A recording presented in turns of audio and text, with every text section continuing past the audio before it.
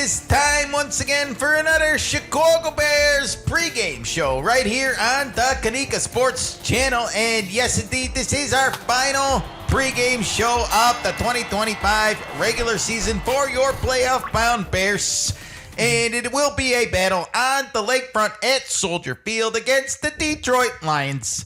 We've got a great show for you today, everybody. We are looking at all the injuries ahead of this game. We are looking at Kenny's keys to victory. And we are looking at the odds and ends and looking at what Vegas and the poly markets say is going to happen in this game. But first, please do us a favor. Like this video, subscribe to our channel, and ring the bell for our mascot, Frexy. Look at that pooch. She is just adorable, and she is also a huge Chicago Bears fan, she told me. She is. Yep. And thank you. She cannot wait until 2:25 local time on Sunday, Nika. Oh, do we have a countdown clock? We do. Nice. All right. Well, it is time for a new year, and it is time for a new segment on the Kanika Sports Channel, everybody. Welcome to the X-Files.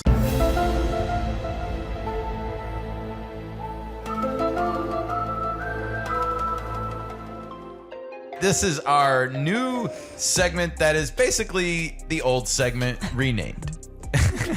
Well, we love finding these social media nuggets that get posted throughout the week and sharing them with people in one place, because we're always going to be looking at reactions from different people, whether it's media establishment figureheads, whether it's Coach Ben Johnson and Caleb Williams, or whether it's just other people like us, other social media influencers, some that are further along in their careers and maybe a lot more well-known. But hey, that's the fun of it, right? Sure. Just to kind of see what the landscape looks like. Saying, you know, we used to do this on the news where we would interview people and bystanders about little different things. We don't do that and we no don't more. really do that anymore. We just go to social media. Yeah. And we all voice our opinion, and we all participate in the word on the street. And this is so the word we on like the to street. catalog that a little bit, and that's one of the things we like to do on this show. And if you like to see all that, then you should hit that like button and subscribe for sure, because that is a true value proposition for you all out there. Thank you. All right, well, welcome to the X-Files. And with that said, I will say once again, Happy New Year, Chicago Bears fans. And official X channel here for the Bears saying Happy New Year right around midnight, according to this. And nice. It has been quite a year for Chicago Bears fans, starting last January with the hiring of head coach Ben Johnson, who promised to come in here and change things. And boy, oh boy, has he sure as hell done that. The Bears are going to the playoffs, and it's been a hell of a season. You know, we started 0-2, turned it all around. We're now 11-5 heading into the final game of the season. Do you have a favorite Bears memory of 2025? The Bears are asking. I'm going to ask you, Nika. Do you have a favorite Bears memory from this past year? There's a lot to start with, because the season has been up and down a lot. Hey, that's a good thing for a team. Sure. But I will go with the more current or recent one, I should say. Recency bias. Yeah, Okay. sure. The 35-point shootout against the San Francisco 49ers. Oh, you went with a loss. Well, as I went your with the loss. But favorite memory. because it wasn't necessarily about the loss. Bold It was move. it was about the game. It was about the game. Yeah, I understand. I do understand where you're coming from. It was a very memorable watch. Memorable. Yes, exactly. And it hasn't happened like this, that the teams traded punches back and forth. So that's what I remember the most. Yeah, we've been together, I think, 13 years plus now. And this almost actually 14 years at the end of this month will be when we met. Yeah, I know. I'm the math wizard here when it comes to years.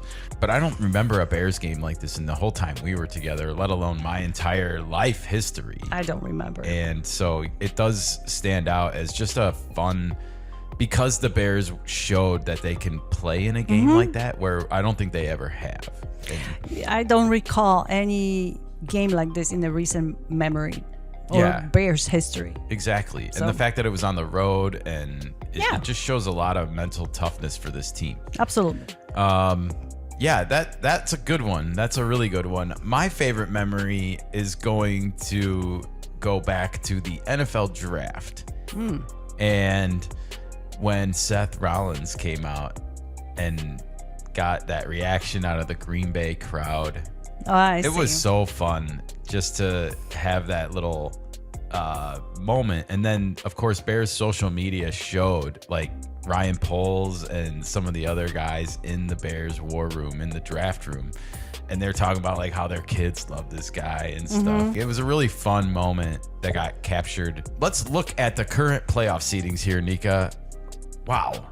The Bears hold on to the number 2 seed even after that loss to San Francisco because the Packers phoned it in. They lose to the Ravens last week at home in Green Bay. So this kind of sets up everything becoming somewhat meaningless here. The only thing that's on the line is whether the Bears are going to finish second or finish third. And I said meaningless, but that's not exactly meaningless because they could either wind up playing Green Bay, or if they fall to the 3 seed, they might play the LA Rams. Yeah. And who would you pick if you had a choice? You know, this is becoming a little bit of a question on here. Ben Johnson, first of all, says the Bears are playing to win this game. So he wants to be the number 2 seed. And that means you're going to play Green Bay. Yes. So I don't think the Bears should run away from the Packers anymore. I don't think so. I don't want them to, at least. That's not who I want them to be. I don't want them to be like, well, you know, if we don't play the Packers, it's not the worst thing. It's like, no. They got to take care of their business first, but it's easier to go with the devil that you know versus the one you don't. And the Packers are right there. You know the Packers. Oh, yeah. And really, do you want to go to Philadelphia in round 2? No. No. Philadelphia, by the way, is supposedly resting their starters against Washington. And it's been said that they're conceding the number 2 seed to the Bears. And it's like, I don't want to play that game. I would take care of your business. Exactly. Whether that's true or not, it has no impact right now on the Bears-Lions game. They still got to go out there and show up and play the game. Yeah. What happens if they are conceding it, then just go out there and frickin' take it. You know, go and take it from them and let them come here in the second round of the playoffs if we make it there and have to deal with Soldier Field in round 2 and be like, haha, you should have challenged us for it. Okay. That's all. Make them regret it when it gets to that point. Absolutely. But I don't really have a preference, honestly, when it comes to who we ultimately wind up playing. I guess the Rams scare me a lot more offensively. And the way we've been getting gutted lately, I think our defense gets a lot of praise because of the takeaways. But when you look at the rest of the stats, they're not necessarily near the top of the league at all. No, in fact, they're more near the bottom. Yes, they got gaping holes in there. And we get gashed and give up a lot of yards. So when you talk about the Bears playing the Lions this week, that's, you know, for me, it's a couple things, but we'll talk about that in the keys to victory. I do want to talk about Caleb Williams because he's come up a lot this week and he's become a big topic of conversation heading into the final week because he can make some history, Nika. One is, has Caleb broken on through and become a top 10 quarterback in the NFL? But also, he has a chance to make Chicago Bears history, both to become their franchise single season passing leader and also their first ever 4,000 yard in a season passer. He's got the chance to do both, you know, because he can break the single season Bears record without reaching 4,000. He only needs 108 yards to do that.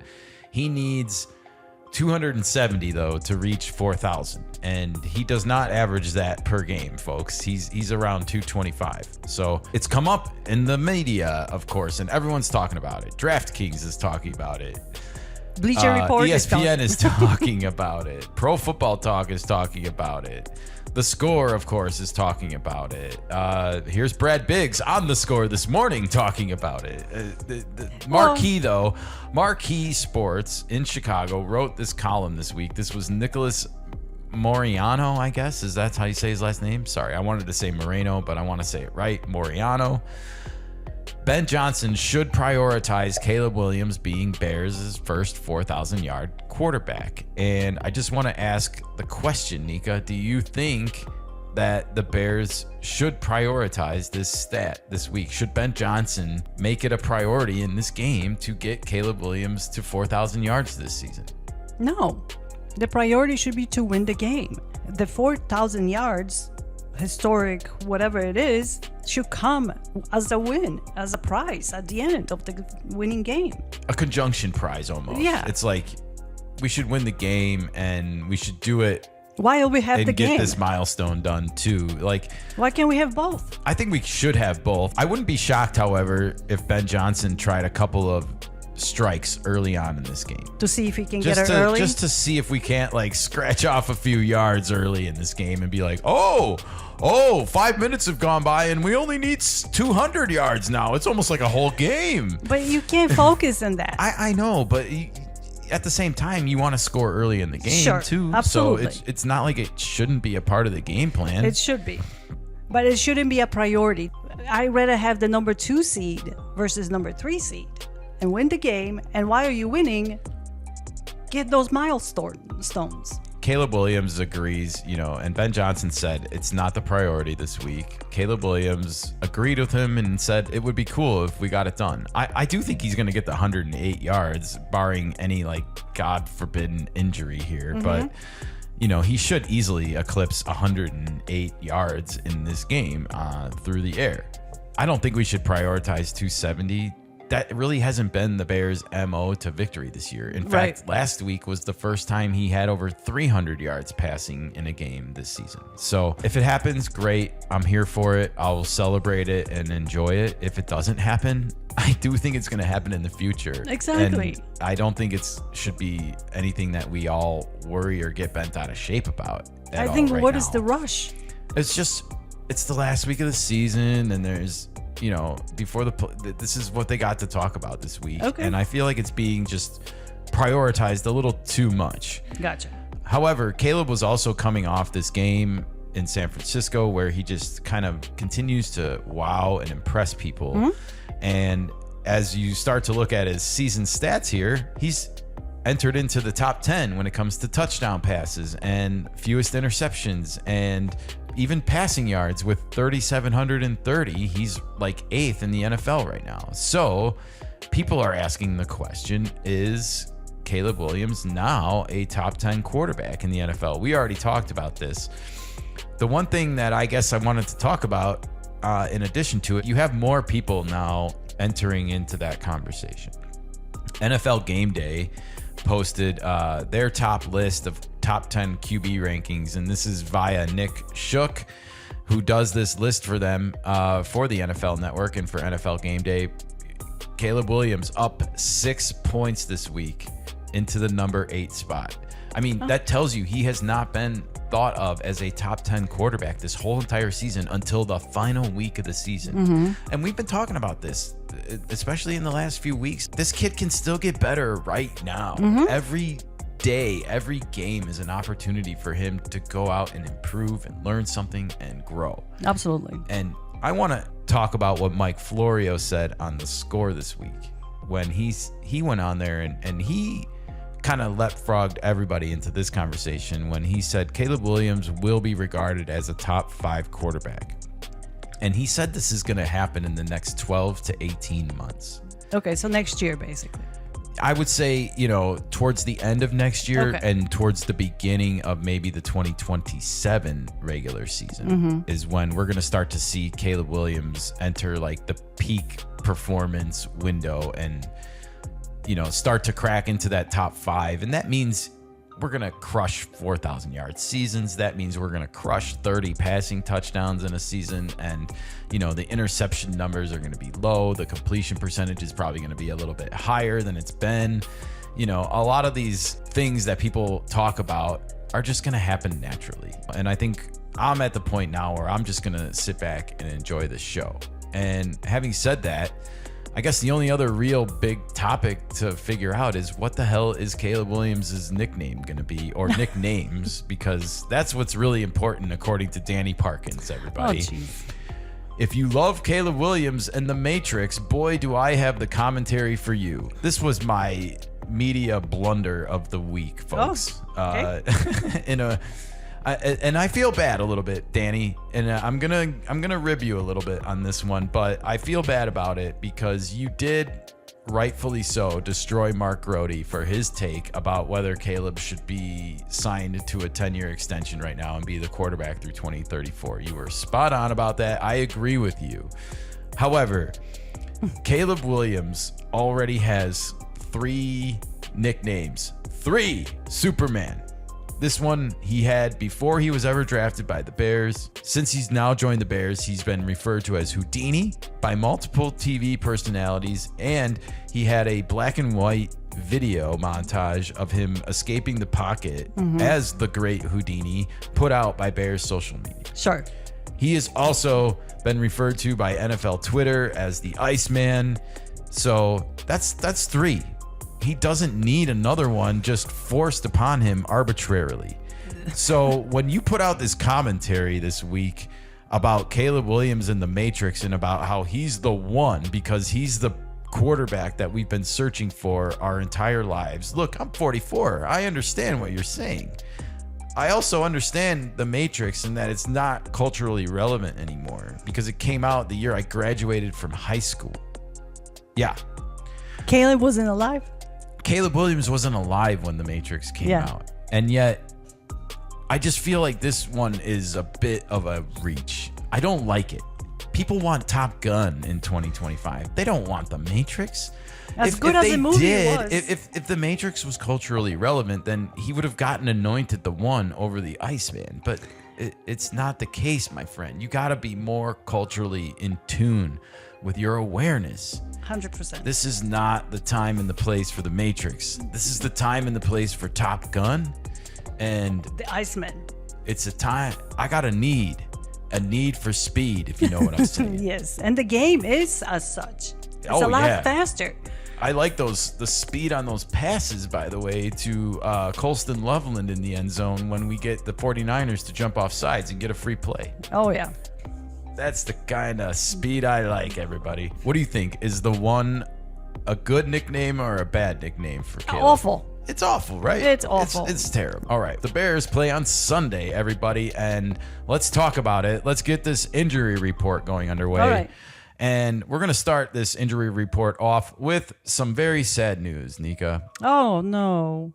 Noah Sewell, Bears linebacker, he suffered an Achilles tear during the 49ers game, and he has been placed on injured reserve for the rest of the season. It's not all necessarily doom and gloom for the Bears, as this will give a big opportunity to DeMarco Jackson, who was recently against the Browns NFC Defensive Player of the Week. Okay. And there's actually been people calling for him to see more field time. He didn't get one snap against the 49ers.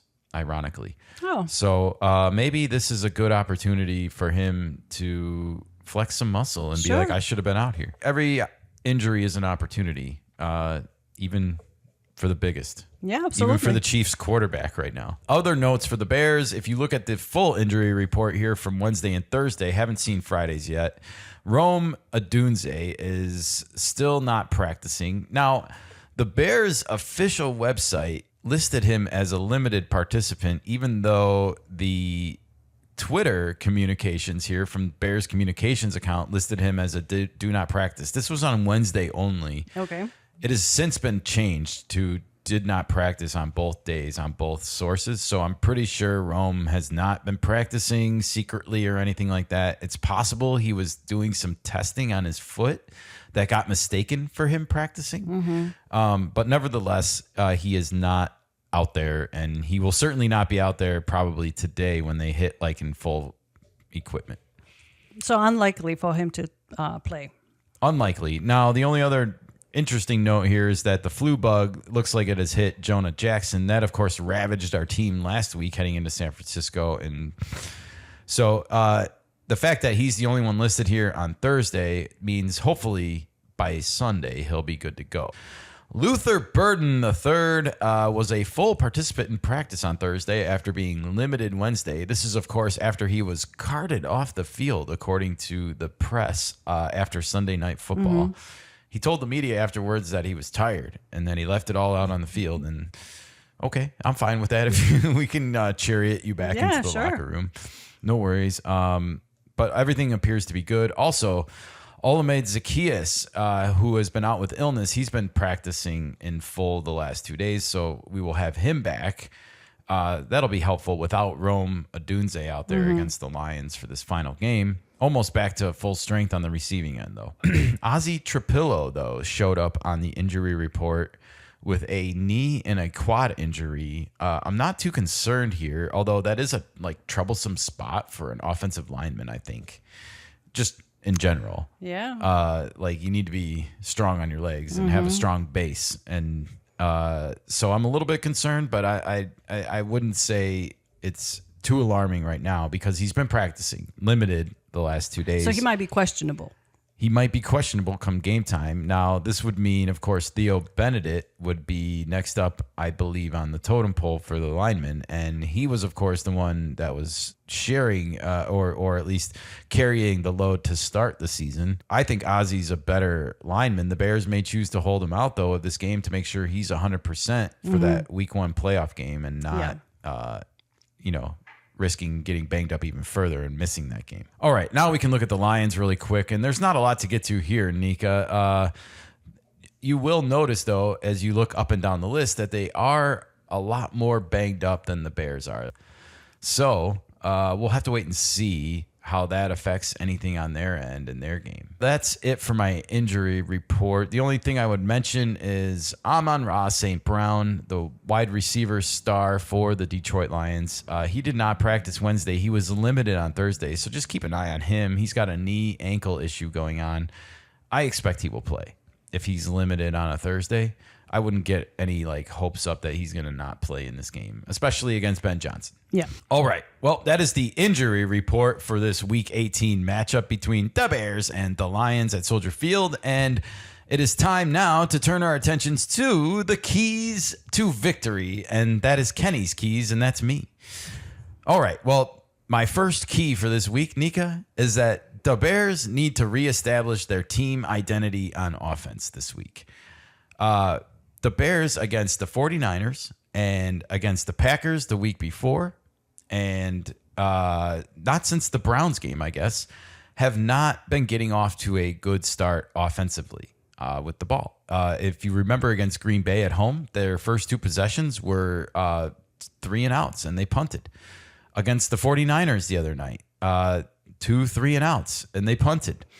It wasn't until after the score had become 14-7 49ers that the Bears offense got going and allowed them to get into that shootout. And, obviously they are capable. We saw them do it against the 49ers on Sunday, so they can do it. We saw them turn it on really late against the Packers. We just this is our last regular season opportunity to show some consistency, and we need to score early, and we need to score often against the Lions. So we need to build an early lead and then let our running game go to work. That is my first key to victory for this game. Another thing that's been really relevant the last 2 weeks is that the Bears are losing the time of possession battle in the first half of games. And I would like to see that flip, especially against the Lions here, because they're very similar to the Niners, as we're going to see. They have offense, everybody. They will score on you. And so that's why I definitely want to see the Bears, get off to an early, sharp start here. And that goes for Caleb Williams, too. I want to see him sharp as he chases down this history.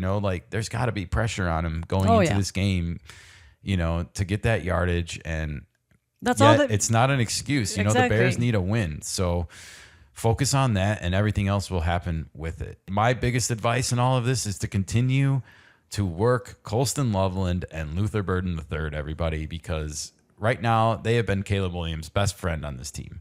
And let's also protect Caleb Williams while we're at it, because if we do want him to get this pass record, he's going to have to drop back and pass, and the Lions will bring it, everybody. The Lions have a little bit of a pass rush here. They are ranked 4th in the NFL with 48 total defensive sacks.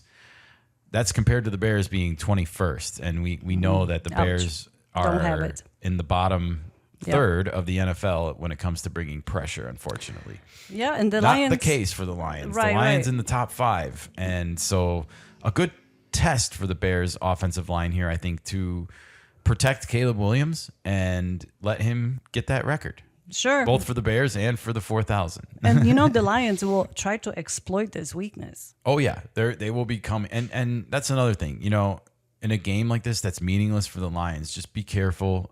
I know Ndamukong Suh is no longer there, but you don't want a cheap shot on Caleb. So it's actually a game where the line should be on extra awareness. On defense, key point number 2, I have a similar story here in a sense. I feel like the defense needs to reestablish its identity a little bit. They've been getting burned so much on defense. So I would like to see the defense sort of, reestablish their identity and challenge themselves while playing against the Lions offense that still can be very dangerous. As we look at this, they are 3rd in the NFL in points per game to our 10th, 28.9. They score almost 2.5 more points than us per game, Nika. They also put up 370 yards a game to our 375. So we do get a lot of yardage. These, we have those shootout moments, and I think if we had played like we've been playing the last few weeks, the whole season, I think our points per game would be higher. I think that started to come a little bit. But this is a Lions offense that will put up points on you. I don't doubt that they're going to score some points on Sunday, Nika. Oh, yeah. It's going to be a high-scoring game, most likely.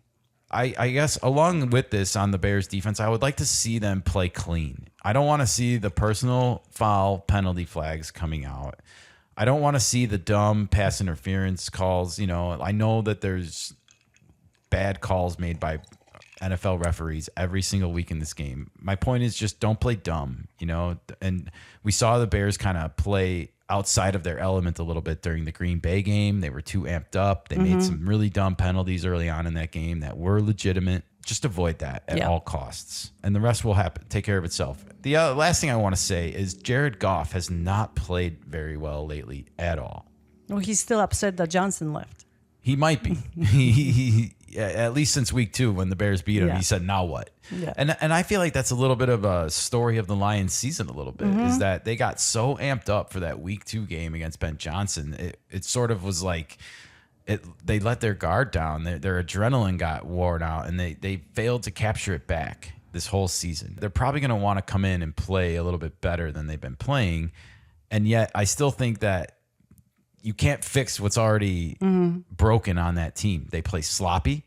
They make stupid penalties with false starts and illegal procedures and illegal motion and all that. That's been happening to the Lions in the 4th quarter of their games lately. So let's just force them into mistakes that they've been making and play our game. And, I do believe if we do that, play self-contained, Jared Goff will turn the ball over to us. The Lions will jump off sides or do an illegal motion or have an illegal man downfield or more. Yeah. Multiple penalties. We've seen it happen. So let them beat themselves a little bit too. And then lastly, my last key to the game is to be ready for another shootout, folks. Our defense has not looked great, as we mentioned, and as much as I want to see them play better, and it's a part of my keys to victory, I guess the backup plan is to plan for the worst. Well, yeah. We just haven't been able to put any pressure on the opposing quarterback. And, again, Jared Goff is the kind of guy that if you allow that to happen to, he will pick you apart. Yes. Just like Brock Purdy does, just like Jordan Love or Malik Willis does, apparently. And it's just becoming a theme of the season that a lot of Bears fans are already wanting and looking ahead to the draft and which defensive end edge rusher we're going to take and yada, yada. I get it, but we're not just there yet. And I can't allow myself to do that. I can't keep it in the future, and I got to focus on the now and in the present. And so having said that, having spoken about how good Jared Goff can be and will take advantage of us, this is a great, actually, playoff type test for the Bears. And I hope the coaching staff uses it as such for their defense. Challenge your defense against Jared Goff. Be like, this is not going to get any easier from here, folks. It's Right. not. Is this an opportunity for us to test out some blitz packages? I'm still torn on whether they should just play the zone defense and bring the blitzes in the playoffs and save them, or if they need to like test it out in a game or whatnot. Let us know what you think. Do you think the Bears should save some of these exotic blitz schemes for later on, or do you think they should show them off on film to the Lions and go after Jared Goff? All right. Are you ready to talk about the odds and ends? Sure. All right. What are the odds? Other than the high-scoring game, potentially. The spread to start with is a solid 3 points on this one, Nika. And I want to give everyone a quick reminder lesson that when Vegas is giving the home team 3 points, it's essentially the same as a push. You know, they're basically saying, I don't know, it's a toss-up. It's a toss-up. And, you know, if you're a Bears fan, I don't think you want to hear that. You know, you want to hear emphatic Bears win coming into this game, right? But that's not what we have. And I don't think that's what we're going to get. The money is being put on the Bears right now with a 59-41 split in Vegas. So, yeah, the people, at least the betting people, think the Bears are going to win in this one 6 out of 10 times. The Poly Market agrees. The same split, 59-41%. The point spread is 3 in this game. Now, Poly Market's listing a 2.5 and a 3.5. No 3. The 2.5 point spread favors the Bears. The 3.5 point spread favors the Lions. It's a toss-up. It's a really, really close game in the betting markets right now. Now, the over and the under, I want to talk about this really quick because the over-under in Vegas is 50.5 points, and they have 50.5 and 49.5 listed on Poly Market. And I this seems really low to me for this game after the Bears-Niners game last week and just kind of True, but it's a looking at the different similarities. environment. It is a different environment. Do you think weather is going to be a factor then?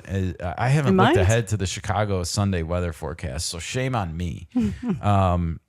But yeah, without knowing that information, I'm taking the over in this game. I will go with over because of what happened with San Francisco. I just think personally the Lions are going to score 30 points in this game. Okay, I can buy that. And I think the Bears are also going to win, which means They have to go over. I think it's going to go over 60. And so when they're talking 50.5, I think they're really lowballing it a little bit. I just don't think this is the Saturday night game against Green Bay on the lakefront with the winds and stuff. I feel like this is going to be, you know, Sunday afternoon. Yes, it's a little later. It will be dark when the game ends, but there's going to be some offense in this game. The Lions haven't seen this Caleb Williams. They haven't seen this Bears offensive line. They haven't seen our running game. So, I mean, they have because they used to run it a little bit with Ben Johnson, but they haven't seen us run their running game against them. And I think that gives us the edge. I really do. I'm calling for a lot of offense in this game, Nika. Okay. I think the Bears are going to win this game. Final score prediction, 45-37. Wow, that's a lot. Yeah. And that means Caleb's going to go over 300 yards and crush the record and reach the 4,000-yard mark. So if you want to put money on that, go for it. You have my permission. Also, the Bears will lock up the number 2 seed and get ready for Green Bay. I can get behind that. They will play in the first round of the playoffs. And we will be here talking about all of that as it happens, of course. Nika, I skipped you. Yeah. Do you have a prediction for having listened to all of the Vegas odds and the Poly Markets? What do you think is going to happen in this game? Bears will win by 38-32. So you're also going over. I'm going over, yes, but I don't see going over 40 points. I'm just going to stick with somewhere in the 30s. Okay, so you called 38-33? Something like that. 37-33. I had to get the kickers involved, you know. I couldn't just let them go field goalless. Oh, yeah, well. All right. Yes, the kickers will be involved. All right, those are our predictions for this week's game. Let us know who you've got winning and what you think the final score is going to be. Do you think that this game is going to go over or under 50.5 points? I'm curious what everyone thinks out there, actually. So please let us know in the comments below. You know the drill. We are going to say farewell and bid you adieu for this final NFL weekend.